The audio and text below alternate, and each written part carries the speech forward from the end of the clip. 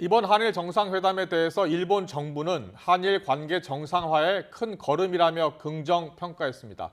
일본 언론은 기시다 총리가 오는 5월 히로시마 G7 정상회담에 윤 대통령을 초청할 것이라고 보도했습니다. 네, 그리고 일본 언론들은 기시다 총리가 이번 정상회담에서 위안부 합의 이행을 촉구하고 독도 문제도 거론했다고 보도했습니다. 도쿄 현지 연결합니다. 김세호 특파원. 네, 도쿄입니다. 네, 한일 정상회담에 대한 일본 정부의 공식 평가부터 들어보겠습니다. 어떤 평가가 나왔습니까? 네, 일본 정부는 오늘 오전 일본 정부 대변인인 마스노 히로카즈 관방장관의 정례 브리핑을 통해 이번 한일 정상회담에 대한 입장을 밝혔습니다. 직접 들어보겠습니다. 今回のユン・ソンニョル韓国大統領の訪日及び日韓首脳会談は、日韓関係の正常化にとって大きな一歩と受け止めています。 마스노 관방장관은 이어 한국 대통령이 12년 만에 일본을 방문해 기시다 총리와의 신뢰를 돈독히 하고 한일 관계의 새로운 장을 여는 셔틀 외교 재개에 뜻을 모았다고 말했습니다. 이런 가운데 기시다 총리가 이번 회담에서 5월 히로시마 G7 정상회의에 윤 대통령을 초청하겠다는 의사를 전달했다고 교도통신이 보도했습니다. NHK도 일본 정부가 양국 관계 개선을 위해 G7 정상회의에 윤 대통령을 초청하는 방향으로 최종 조율하고 있다고 전했습니다.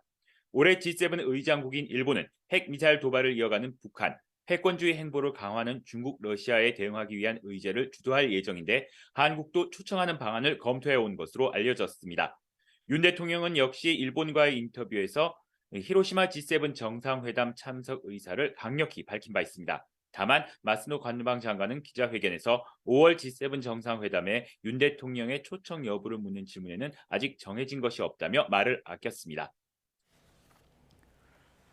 네, 보도에 언급된 기시다 총리의 위안부 이행과 관련한 발언 어떤 내용입니까? 네, 교도통신은 한일 정상회담에서 한일 위안부 합의의 착실한 이행을 요청했다고 일본 정부 관계자를 인용해 보도했습니다. 기시다 총리는 지난 2015년 12월 한일 위안부 합의 당시 일본 외무상으로 윤병세 외교부 장관과 합의 내용을 발표한 바 있습니다. 기시다 총리는 문재인 정부 당시 위안부 합의가 사실상 파기됐다는 인식이 강한 것으로 알려져 있어 한일 관련 의제에는 매우 신중한 자세를 보여왔습니다. 한일 정상회담 과정에서 윤석열 대통령에게 위안부 합의를 재차 이행을 언급했다면 이러한 맥락으로 풀이됩니다. 교도통신은 이와 함께 기시다 총리가 재반 현안에 대해 확실히 대처하고 싶다고 말했다고 전하면서 정부 관계자를 인용해 여기서 말하는 재반 현안에는 독도가 포함되어 있다고 보도했습니다. 대통령실은 이에 대해 독도와 관련해서는 소인수 회담이나 확대 회담에서도 독도와 관련한 이야기는 전혀 없었다고 말했습니다. 다만 기시다 총리가 윤 대통령에게 한일 위안부 합의를 요청했다는 보도에 대해서는 논의 내용을 전부 공개하는 것은 적절하지 않고 공식 발표 위주로 보는 것이 좋겠다며 부인하진 않았습니다. 네, 일본 언론들은 그렇다면 이번 사안을 어떻게 보고 있는지, 그리고 또 한일 관계 전망을 어떻게 내다보고 있습니까? 네, 일본 주요 일간지들은 일제히 한일 정상회담 결과를 일면에 크게 다뤘습니다. 요미우리나 아사히 등 보수와 중도, 진보지 등 기존 논조 성향에 관계없이 일본 언론 대부분은 한일 정상화로 일치, 한일 관계 개선 등의 제목을 뽑으며 주요 성과를 자세히 전했습니다.